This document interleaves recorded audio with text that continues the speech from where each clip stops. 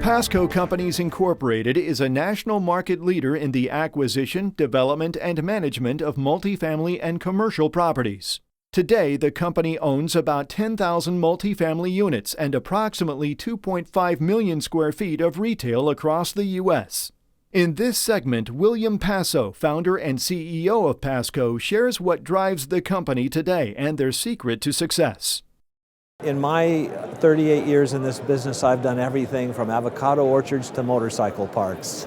And you have to look at where do you see the opportunities now? And I think in today's market that there is an opportunity to buy retail at a price that will allow you to generate the kind of cash flow that you want to have to present to your investors and give us the opportunity to find more product. I have a concept that I call convenience centers as opposed to a convenience store. They offer the local community services that you can't buy on the internet. Not necessarily the big box type of retail. I think we've had our fill of malls. We've done several enclosed malls. I think today most of the transactions we're looking at, though, are more in the $30 to $40 million range. And on the retail side, when we're not going to get a center that has the anchor, then we're looking at anywhere from $6 to $20 million type transactions. So it isn't a matter of how big the transaction was as much as it is a matter of did the acquisition make sense? Did it meet our objectives? It's like a center is like a business. If you're not reinventing yourself every 5 years, you're going the wrong direction. But yes, we are doing re-tenanting. Certain of our larger properties, we have gone to an entertainment venue. We've just put Dave & Buster's in at Promenade. We've put Buffalo Wild Wings. And then as we look at our, what I would call value add opportunities on some of our retail, again, we're going to the service aspect to service the local community where that center is located. So in that sense, we are doing repositioning.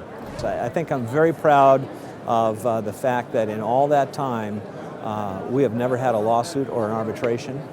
In 2007, there were approximately 70 companies that were doing the same thing that we do. And as we have gone through this most recent recession, and I'm hoping this will be my 6th recovery, we're now down to only 2. We are one of 2. And I think that the reason is that we have used sensible underwriting when we buy our properties. We don't just buy everything because there's an opportunity to buy. And I think that we are well respected in our industry, not only for how we buy and operate our properties, but how thoroughly and completely and openly we communicate with all of our investors. We're known as having probably the best investor services in the industry, and that goes from the CEO right down to our director of first impressions. I don't claim to have a crystal ball that says, if you do this, you will always win. I think it's a commitment to the business, to the industry, commitment to hang in there when the going gets tough, continue to do the things that make sense. It is a business. You don't buy a piece of real estate and it sits there, unless it's raw land. It's a business, and you need to be committed to the business.